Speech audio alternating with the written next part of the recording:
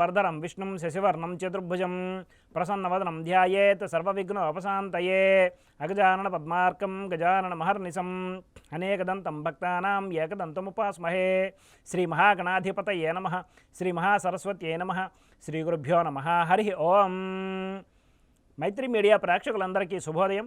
నేడు శనివారం కనుక శని మరియు రాహుగ్రహాల ధ్యాన శ్లోకాలతో మన శుభోదయం కార్యక్రమాన్ని ప్రారంభించుకుందాం.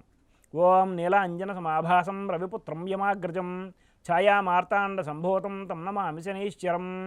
రాహునకు అర్ధకాయం మహావీరం చంద్రాదిత్య విమర్దనం సింహికాగర్భ సంభూతం తం రాహుం ప్రణమామ్యం అనే ధ్యాన శ్లోకాలని నేడు అవకాశం ఉన్నంత వరకు పారాయణ చేసి సత్ఫలితాలు పొందగలరు. ఆంగ్ల తేదీ ప్రకారం తేదీ 23/3/2024 శనివారం, శని త్రయోదశి శుభాకాంక్షలు. శ్రీ శోభకృతనామ సంవత్సరం, ఉత్తరాయణం, శిశిర ఋతువు, పాల్గొన మాసం, శుక్లపక్షం, జయతిథి అయిన త్రయోదశి ఉదయం 7:29 వరకు ఉన్నది. పిమ్మట చతుర్దశి. పూర్వ ఫల్గుని నక్షత్రం పూర్తిగా అనగా రేపు సూర్యోదయం వరకు ఉన్నది. నేడు వర్జ్యం మధ్యాహ్నం 1:37 నుండి 3:22 వరకు, దుర్ముహూర్తం సూర్యోదయం నుండి 7:38 వరకు ఉన్నది. నేటి సూర్యోదయం 6:02 కాగా సూర్యాస్తమయం సాయంత్రం 6:04. ఈరోజు శనివారం కనుక తూర్పు దిశగా ముఖ్యమైన ప్రయాణాలు చేయరాదు మరియు దక్షిణ దిశగా చేసే ప్రయాణాలు అర్ధలాభాన్ని చేకూరుస్తాయి.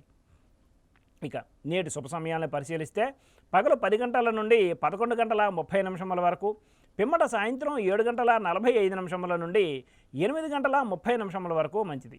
ఉదాహరించిన ఈ శుభ సమయాలలో స్వల్ప ప్రయాణాలు, గృహోపకరణాల ప్రారంభాలు మాత్రమే తప్ప శుభకార్యాల ముహూర్త నిర్ణయ విషయంలో జ్యోతిష్కుని సంప్రదించడం వలన కార్యజయం కాగలదు. వర్జదుర్ముహూర్త సమయాలలో ఏ విధమైన శుభాశుభ కార్యక్రమాలు ప్రారంభించడం మంచిది కాదు. ఈ మాసం పాల్గొన మాసం కనుక వివాహాది శుభకార్యములకు శుభముహూర్తములు కలవు. ప్రేక్షకులు గమనించగలరు. నేడు శని త్రయోదశి పర్వదినం కనుక శనీశ్వరునికి తైలాభిషేకాలకు, శని పూజలకు, వ్రతాలకు, దానాలకు అనుకూలమైన రోజు. స్వస్తి. సర్వం శ్రీకృష్ణార్పణమస్తు.